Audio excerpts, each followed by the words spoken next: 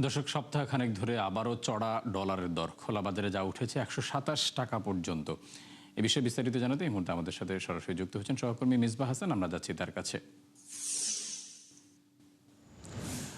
মিসবাহ, দীর্ঘদিন স্থিতিশীল থাকার পরে হঠাৎ করে আবার ডলারের চড়া দাম আমরা দেখতে পাচ্ছি, সেটি কেন হচ্ছে বিস্তারিত জানাবেন।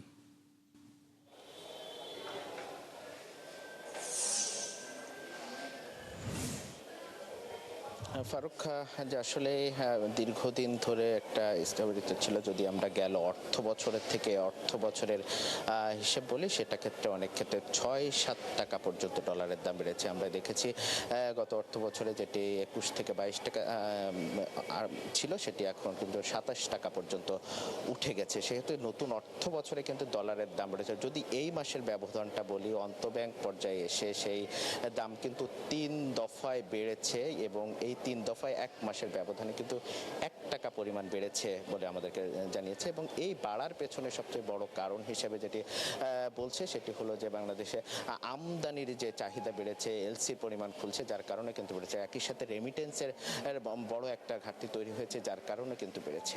একটা নতুন অর্থ বছরে এসে একদিকে নতুন অর্থ বছর, একই সাথে এলসির পরিমাণ বেড়েছে, সেই সাথে কিন্তু মধ্যপ্রাচ্যের যে টালমাটাল অবস্থা, যে যুদ্ধের যে অবস্থা, তার কারণেই কিন্তু বাজারের সাথে করতেই কিন্তু অনেক ক্ষেত্রে এই ডলারের দামটাকে বাড়াতে হচ্ছে। একটু জানিয়ে রাখি যে আগে কেন্দ্রীয় ব্যাংক কিন্তু নির্দিষ্ট মূল্যে সেটি কিন্তু এটা নির্দিষ্ট করে করতো যে এই ডলারের দাম, কিন্তু পরবর্তী ক্রমে যে আন্তঃব্যাংক যে কার্যক্রম, তার ফলে কিন্তু এই ডলারের দামটা কিন্তু এখন অনেক ক্ষেত্রে সমন্বয় করতে হয়।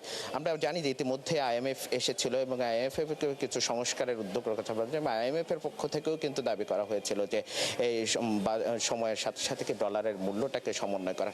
সে সাথে বাংলাদেশের যে বর্তমান প্রেক্ষিতে যে টাকার মূল্যায়ন যে সেটি কমে যাচ্ছে, যার কারণে কিন্তু ডলারের দামও বৃদ্ধি পাচ্ছে। এবং মোটা দাগে যে ৩টি কারণ, সেটি একটি হলো যে আমদানির এলসি পরিমাণ যার কারণে বেড়েছে, যার কারণে কিন্তু ডলারের মূল্য বৃদ্ধি পেয়েছে। একই সাথে আমরা দেখেছি যে রেমিটেন্স প্রবাহ অনেক ক্ষেত্রে কমতির দিকে, যার কারণে কিন্তু আরেকটি হলো সবচেয়ে মধ্যপ্রাচ্যের যে টালমাটাল অবস্থা, যার কারণে কিন্তু এই ডলারের দামটা বেড়েছে। আমরা যদি গেল অর্থ বছরের থেকে এই অর্থ বছরের হিসেবটা করি, সেক্ষেত্রেও কিন্তু আমরা দেখেছি যে বিস্তর একটা যে গেল অর্থ বছরের থেকে এই অর্থ বছরে প্রায় ৭ থেকে ৮ টাকা পর্যন্ত ডলারের দাম বেড়ে গেছে, যার কারণে কিন্তু যে টাকার যে মূল্যায়ন, সেই মূল্যায়নটা কিন্তু অনেক ক্ষেত্রে কমেছে। আমরা বিশেষজ্ঞরা যেটি বলছেন যে আসলে এই যে সংখ্যা, এই ডলারের দাম বৃদ্ধির, এই সংখ্যা থেকে কিন্তু মানে যে ডলারের যে দাম, এটি কিন্তু পদ্ধতিতে কিন্তু নির্ভর করবে রেমিটেন্স প্রবাহ এবং এই মধ্যপ্রাচ্য সংখ্যা যদি কমে থাকে, তাহলে কিন্তু ভবিষ্যতে বাড়ারও সংখ্যা তারা করছেন। ফারুক, ডলারের দাম নিয়ে এই ছিল সবশেষ। মিসবাহ, আপনাকে অসংখ্য ধন্যবাদ। দর্শক, ডলারের মূল্য বৃদ্ধির বিষয়ে জানাচ্ছিলেন সহকর্মী মিসবাহ হাসান।